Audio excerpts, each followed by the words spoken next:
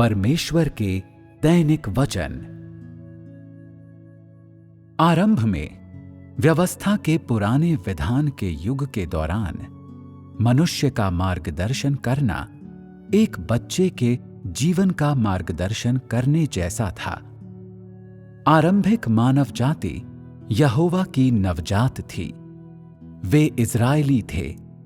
उन्हें इस बात की समझ नहीं थी कि परमेश्वर का सम्मान कैसे करें या पृथ्वी पर कैसे रहें। दूसरे शब्दों में, यहोवा ने मानव जाति का सृजन किया, अर्थात उसने आदम और हव्वा का सृजन किया, किंतु उसने उन्हें ये समझने की क्षमताएं नहीं दी कि यहोवा का सम्मान कैसे करें या पृथ्वी पर यहोवा की व्यवस्था का अनुसरण कैसे करें।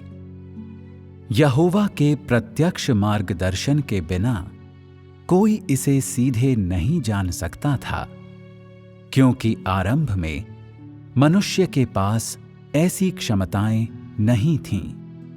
मनुष्य केवल इतना ही जानता था कि यहोवा परमेश्वर है, किंतु जहां तक इस बात का संबंध है कि उसका सम्मान कैसे करना है, किस प्रकार का आचरण उसका सम्मान करना कहा जा सकता है, किस प्रकार के मन के साथ व्यक्ति को उसका सम्मान करना है या उसके सम्मान में क्या चढ़ाना है, मनुष्य को इसका बिल्कुल भी पता नहीं था। मनुष्य केवल इतना ही जानता था कि उस चीज का आनंद कैसे लिया जाए जिसका यहोवा द्वारा सृजित सभी चीजों के बीच आनंद लिया जा सकता है। किंतु पृथ्वी पर किस तरह का जीवन परमेश्वर के प्राणी के योग्य है, मनुष्य को इसका कोई आभास नहीं था। किसी के द्वारा निर्देशित किए बिना, किसी के द्वारा अपना व्यक्तिगत रूप से मार्गदर्शन किए बिना ये मानव जाति अपने लिए उपयुक्त जीवन उचित प्रकार से कभी न जी पाती, बल्कि केवल शैतान द्वारा गुप्त रूप से बंदी बना ली गई होती।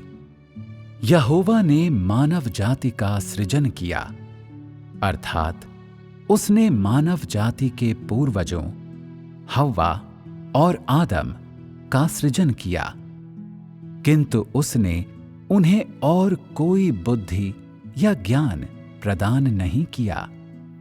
यद्यपि वे पहले से ही पृथ्वी पर रह रहे थे, किंतु वे समझते लगभग कुछ नहीं थे, और इसलिए मानव जाति का सृजन करने का यहोवा का कार्य केवल आधा ही समाप्त हुआ था, पूरा नहीं।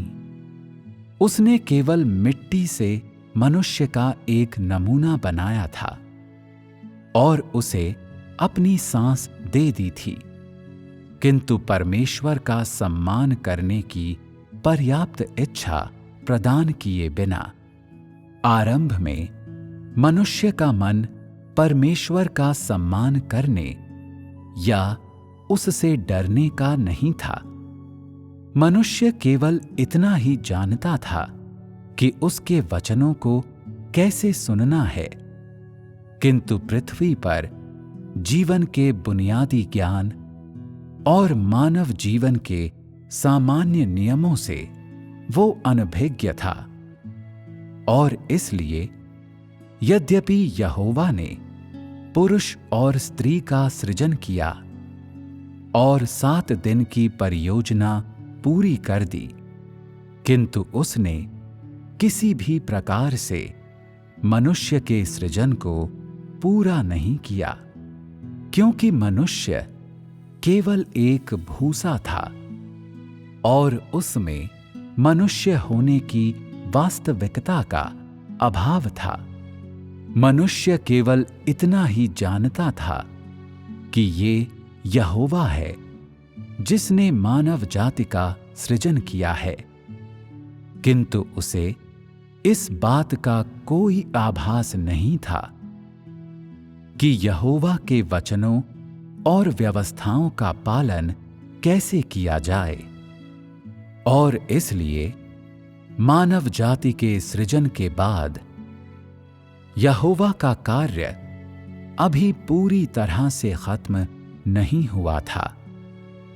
उसे अभी भी मनुष्यों को अपने सामने लाने के लिए उनका पूरी तरह से मार्गदर्शन करना था, ताकि वे धरती पर एक साथ रहने और उसका सम्मान करने में समर्थ हो जाएं, और ताकि वे उसके मार्गदर्शन से धरती पर एक सामान्य मानव जीवन के सही रास्ते पर प्रवेश करने में समर्थ हो जाएं।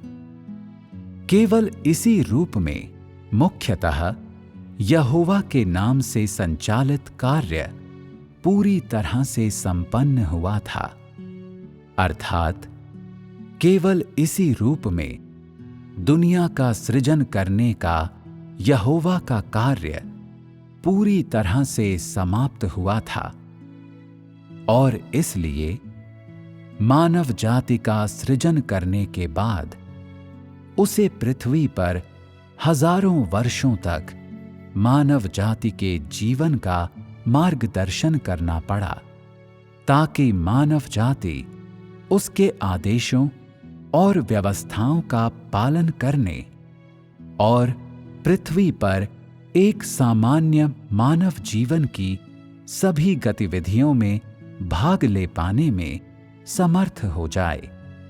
केवल तभी यहोवा का कार्य पूर्णतः पूरा हुआ था।